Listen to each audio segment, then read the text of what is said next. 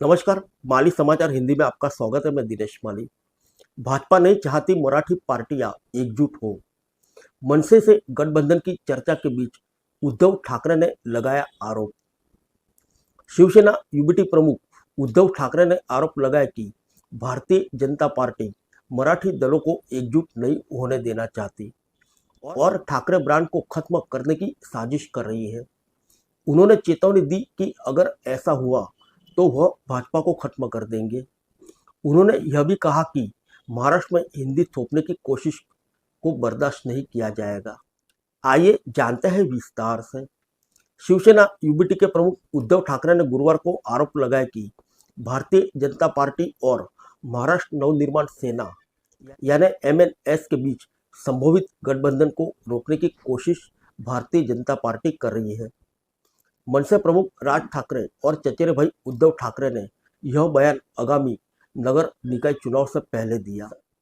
शिवसेना की स्थापना के 59 साल पूरे होने पर आयोजित एक रैली को संबोधित करते हुए उद्धव ठाकरे ने कहा कि अगर किसी ने ठाकरे ब्रांड को नुकसान पहुंचाने की कोशिश की तो उसके गंभीर नतीजे होंगे। उन्होंने कहा कि मराठी दलों के बीच गठबंधन न हो सके, इसके लिए होटलों और अन्य जगहों पर बैठकें की जा रही है।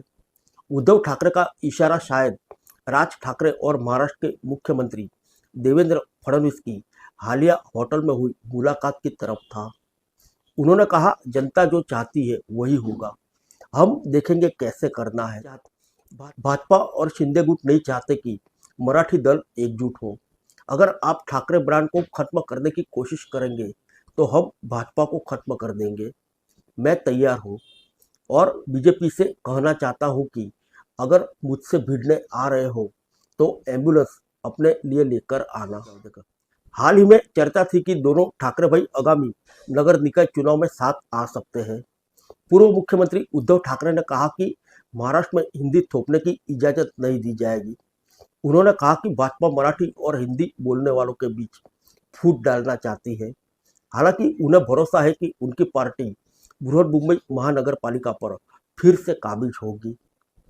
उद्धव ने यह भी कहा कि भाजपा की ओर से कोई विरासत नहीं है, इसलिए उन्हें सरदार वल्लभ भाई पटेल की विशाल मूर्ति लगानी पड़ी। जबकि पटेल ने देश के गृह मंत्री रहते हुए राष्ट्रीय स्वयंसेवक संघ यानी आरएसएस पर प्रतिबंध लगाया था। भाजपा के नेतृत्व वाले महायुति गठबंधन के घोषणा पत्र का जिक्र करते हुए उन्होंने कहा कि महिलाओं को 2100 रुपये देने और किसानों का कर्ज माफ करने के वादे किए गए थे, लेकिन विधानसभा चुनाव के बाद उन्हें पूरा नहीं किया गया।